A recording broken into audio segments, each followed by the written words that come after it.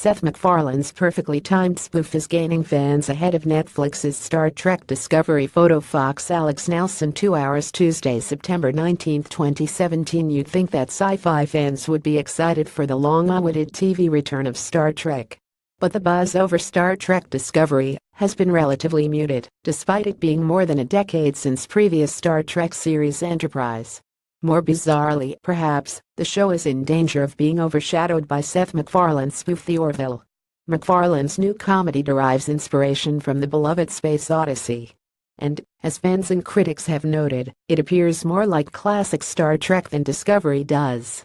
Fans have been hungering for a series like this is set on the titular spaceship some 400 years in the future. The Orville stars Family Guy's creator as Ed Mercer, a once promising officer now uninterested in his duties after finding his wife in bed with an alien.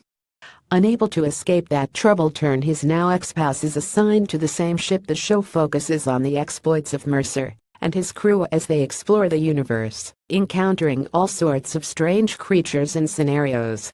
Critically, the show is proving divisive. MacFarlane's brand of humor often does, but fans are being drawn in. Its premiere attracted 11.3 million viewers in the US and became Fox's highest-rated launch with viewers for 2 years.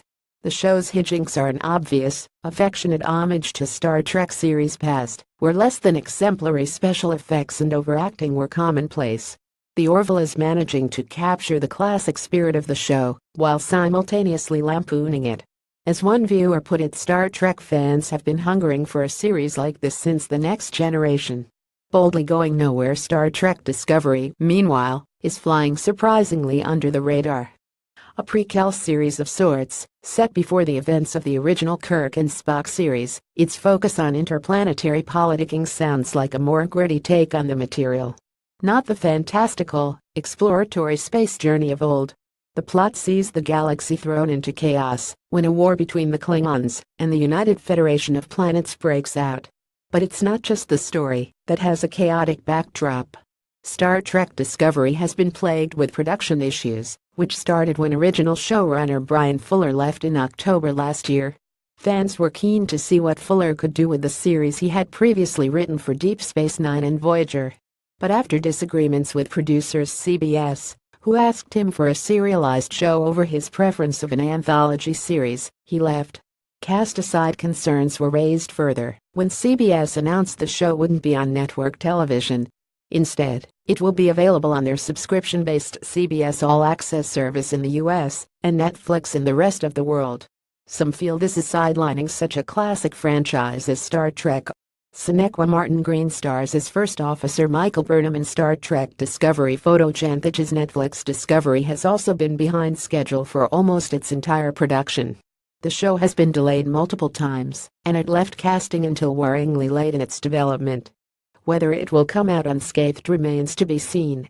There's still a possibility the show could boldly go where no Star Trek series has before and enrapture fans.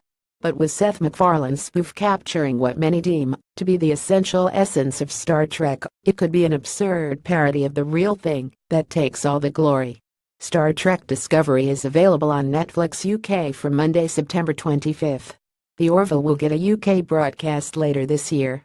Binge-watching Trekkies spend 22 days watching all 695 Star Trek episodes on Netflix. Gerald's Game, the new Stephen King adaptation from Netflix that's flown under the radar. Netflix UK 15 best foreign TV dramas you can start binge-watching now. I'm autistic. This is what Atypical on Netflix gets right about autism in news.co.uk.